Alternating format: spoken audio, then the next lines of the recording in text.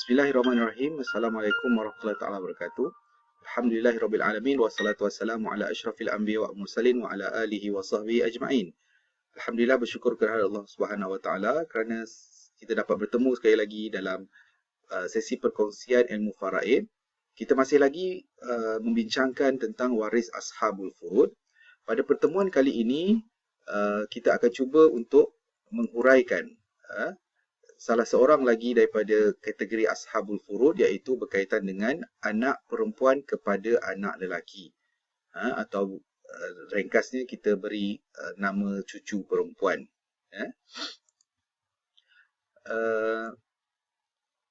Cucu perempuan merupakan waris ganti sebenarnya, yang diberi hak untuk mendapat harta pusaka apabila anak lelaki si mati sudah tidak wujud, ataupun meninggal awal terlebih dahulu. So, cucu perempuan tadi, selagi mana anak bersambung perantaranya adalah lelaki kepada si mati, sebenarnya hukum faraid memberikan hak kepada mereka untuk mendapat harta pusaka. So, dalam hal ini ada beberapa situasi yang telah ditetapkan, yang telah digariskan oleh hukum faraid kepada cucu perempuan tersebut. Pertama sekali, keadaan pertama, kedua dan ketiga adalah nak menunjukkan bahawa cucu perempuan tadi mendapat bahagian secara tetap. Sudah diperuntukkan berapa pecahan kepada mereka. Kemudian, keunikan cucu perempuan juga boleh bertukar status mendapat secara asobah. Ingat balik, perkataan asobah maksudnya dapat lebihan. Dan yang terakhir sekali, situasi kelima, cucu perempuan terhalang. Terhalang di sini maksudnya tidak mendapat harta pusaka. Kerana apa? Mungkin ada waris lain yang lebih utama dan lebih berkelayakan daripada mereka. Mari kita lihat satu persatu keadaan bagaimana cucu perempuan ini mendapat harta pusaka. Pertama sekali, cucu perempuan layak untuk mendapat 1/2. Bilakah keadaan itu? Iaitu si mati mempunyai seorang sahaja cucu perempuan, atau kita ringkaskan tadi anak perempuan kepada anak lelaki, APAL, dan tidak ada anak. Si mati kat sini merujuk kepada kalau lelaki berpangkat datuk kepada cucu perempuan tadi, kalau perempuan yang meninggal dunia berpangkat nenek kepada cucu perempuan tadi.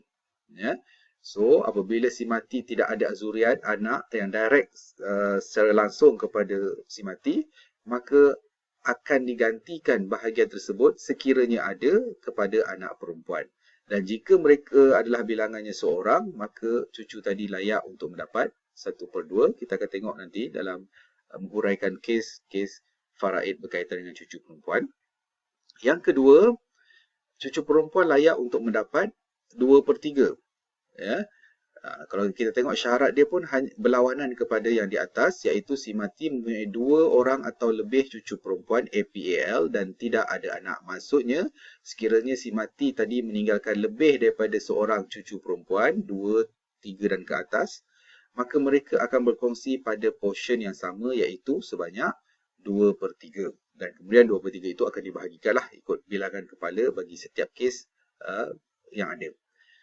Situasi yang ketiga, ataupun kadar fardu yang ketiga, cucu perempuan layak untuk mendapat 1/6. Bilakah cucu perempuan layak untuk mendapat 1/6? Syaratnya ialah si mati mempunyai seorang atau lebih cucu perempuan jika bersama-sama dengan seorang anak perempuan sahaja. Kita akan rajahkan sebentar nanti bagaimana situasi bila si mati ada anak dan ada cucu. Dan kedua-duanya adalah perempuan. Dengan syarat anaknya mesti seorang sahaja. Dan yang keempat, cucu perempuan layak untuk mendapat secara asobah, lebihan. Bila si mati mempunyai cucu lelaki, ataupun AL maksudnya adalah anak lelaki kepada anak lelaki, kepada si mati. Cucu perempuan tadi mendapat separuh daripada bahagian anak lelaki kepada anak lelaki. Cucu lelaki lah maksudnya. Dalam bahasa mudah, dia keadaannya hampir sama dengan konsep anak lelaki dan anak perempuan. Bila kedua-duanya ada, maksudnya ratio yang diberikan ialah lelaki akan dapat double, 2 bahagian, dan perempuan akan kekal dalam bentuk 1 bahagian.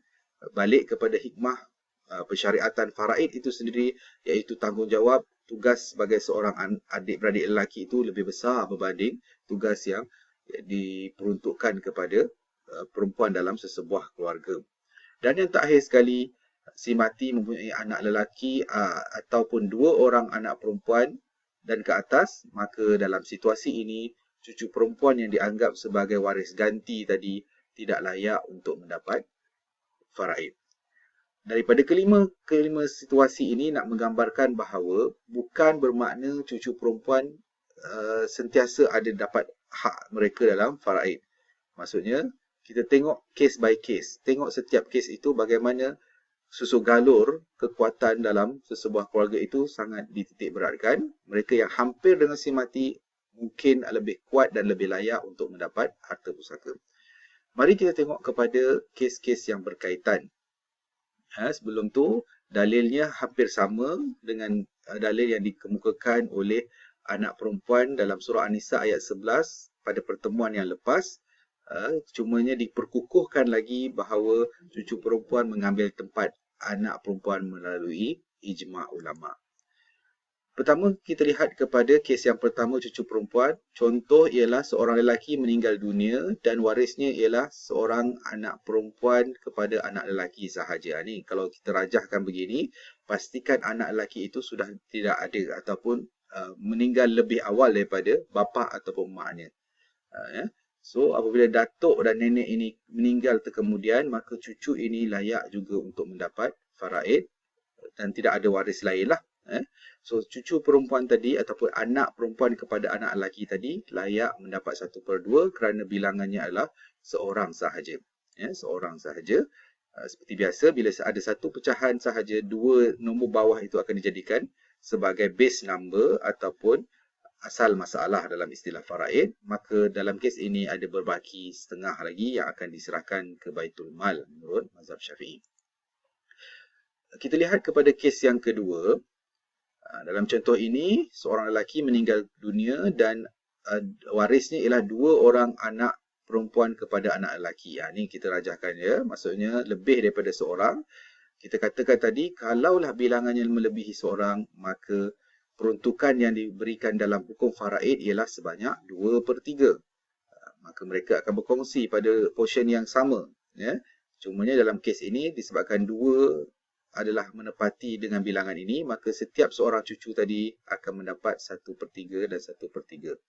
Sekali lagi, dalam kes ini ada baki sebanyak 1/3 yang perlu diserahkan ke Baitul Mal. Seterusnya, mari kita lihat kepada bagaimana cucu perempuan layak untuk mendapat 1/6. Situasinya begini. Seorang lelaki meninggal dunia dan warisnya ialah seorang anak perempuan. Pastikan anak perempuan kepada si mati yang direct ini adalah seorang sahaja.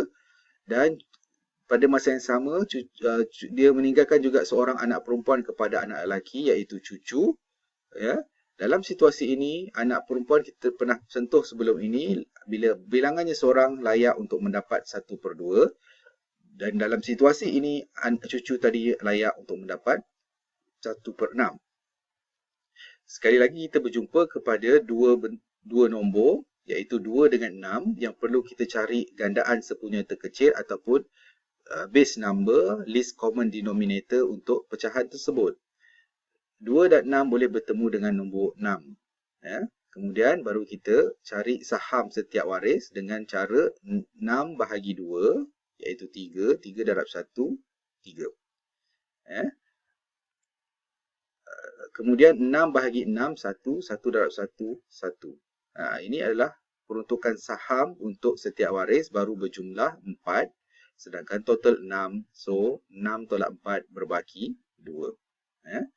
So, ini untuk kes yang ketiga. Bagaimana cucu tadi mendapat 1/6 dengan syarat apabila si mati mempunyai zuriat perempuan seorang sahaja. Contoh keempat, yang ini cucu perempuan sudah bertukar status daripada sebagai ashabul furud, dia boleh bertukar mendapat secara baki. Bila masa apabila si mati juga meninggalkan cucu lelaki. Kita lihat sama level. Seorang lelaki meninggal dunia dan warisnya ialah seorang anak perempuan kepada anak lelaki dan seorang anak lelaki kepada anak lelaki. So, cucu perempuan dan cucu lelaki dalam kes ini layak untuk mendapat istilahnya asabah bil ghair, lebihan. Cucu perempuan tidak lagi dapat secara portion. Dalam situasi ini, bagaimana kita nak tentukan asabah tadi? Kita kena tengok kepada prinsip ratio 2:1. 2 kepada cucu lelaki dan 1 kepada anak cucu perempuan. So, apabila 2:1 untuk kes ini, disebabkan bilangan mereka adalah seorang-seorang, jumlahnya adalah 3. 3, kemudian dibahagikan 2 untuk lelaki dan 1 untuk perempuan. Inilah dia istilah asabah bil ghair. Iaitu kedudukan lelaki dan perempuan itu sama level, tetapi yang lelaki akan diberikan bahagian yang lebih kerana urusan tanggungjawab untuk maintenance, urusan tanggungjawab dalam keluarga itu agak berat kepada waris dari kalangan lelaki. Seterusnya yang terakhir sekali yang kita bincangkan tadi, bagaimana cucu perempuan tidak layak untuk mendapat pusaka. Salah satunya ialah apabila si mati masih ada anak lelaki. Dalam bahasa mudah, anak lelaki itulah bapa kepada cucu perempuan tadi. Seorang lelaki meninggal dunia dan warisnya ialah seorang anak lelaki dan seorang anak perempuan kepada anak lelaki. Dia masih ada anak dan dia juga ada cucu kepada si mati tersebut.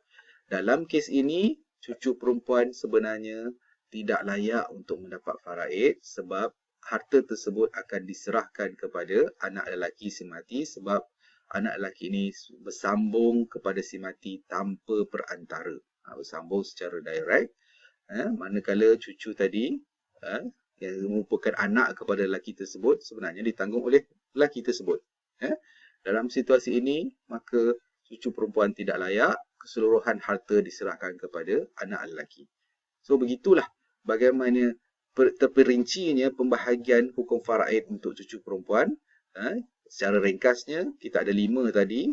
3 dalam bentuk pecahan, iaitu fardu, iaitu 1/2, 2/3, 1/6. Kemudian 1 dalam keadaan mendapat baki, ataupun diistilahkan sebagai asabah bil ghair, yang kita akan perincikan pada pertemuan akan datang. Dan yang terakhir sekali ialah cucu perempuan tidak layak untuk mendapat faraid disebabkan situasi 1 masih ada anak lelaki kepada si mati ataupun si mati tinggalkan lebih daripada seorang anak perempuan, 2 dan ke atas. Saya rasa itu sahaja untuk pertemuan kali ini berkaitan dengan kedudukan cucu perempuan. Untuk itu, wabillahi taufiq wal hidayah. Wassalamualaikum warahmatullahi taala wabarakatuh.